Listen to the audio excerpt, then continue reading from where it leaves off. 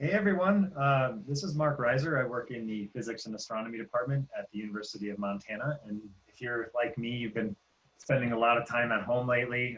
Welcome to my cozy little apartment. But I wanted to have a way to kind of reach out to people right now and kind of encourage them to do some fun science at home. And I was looking around my apartment and thinking, okay, what do most folks have around their home that they can grab right now and go do some fun things? And the thing that I found on my shelves that I actually have a couple of these, but the first thing I leaned for were these. And if you have any of these lying at home, you might get a sense of why I might like these so much, given what I do. These used to be my father's binoculars. He gave them to me as a gift when I was in college because he saw me looking at them with envy every time he'd use them. And if you look at these, I don't know if you have a sense of why might these be special for an astronomer? Well, basically, the ends of these binoculars right here, if you look, the lenses are huge.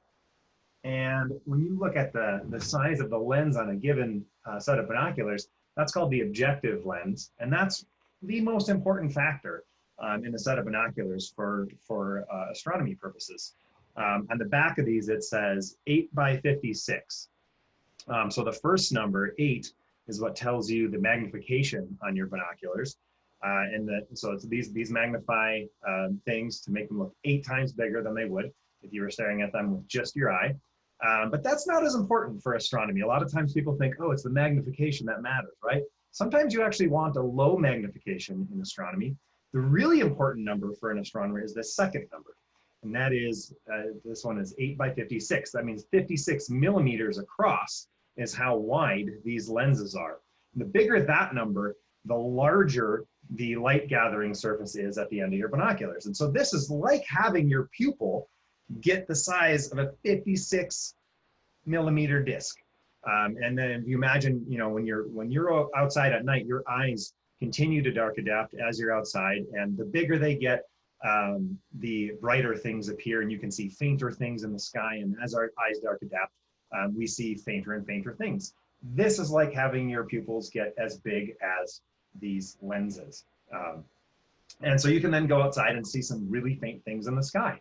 And so what I would encourage you to do, these I go outside with on a regular basis, and I go look at things like the moon and some star clusters and the planets. And what you might do is just find any set of binoculars that are around your house, because no matter what you have, whether they're for backpacking or viewing wildlife or hunting or whatever you might have around the house, if you have something available, go outside tonight and try these on some of the objects in the sky. Point them at the Milky Way, and you'll see a whole set of stars that you never really knew were there before, just beyond the naked eye. And if you point them at the moon, you can pretty much spend hours just looking at the moon and all the details there. It gets pretty mesmerizing to look at the moon. That's probably my favorite thing to do. And the moon's been really, really bright lately. I think that that's a good target for you to go outside and try right now. And then Venus is also really, really bright, low in the west. If your binoculars are really sharp, you might be able to see that Venus has some phases that it goes through. That's a little bit beyond most binoculars, but what's really nice is some of the star clusters out there right now. If you're familiar with the Pleiades, that star cluster looks kind of like the Subaru logo on the front of a vehicle, because that's what they named their car company after, is that star cluster. So go outside and see if you can find that. It should be kind of low in the west just after the sun goes down.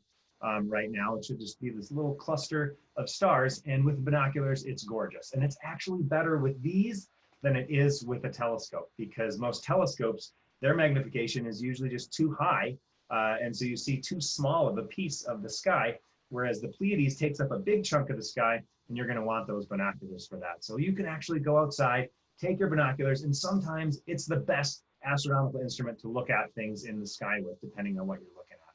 So I encourage you to do that. I hope you are staying safe and finding some fun things to do around the house during this time. And I would encourage you to dig up some binoculars, whether they're yours or your parents', but find something around the house and get out there and enjoy the sky. All right, thanks everyone.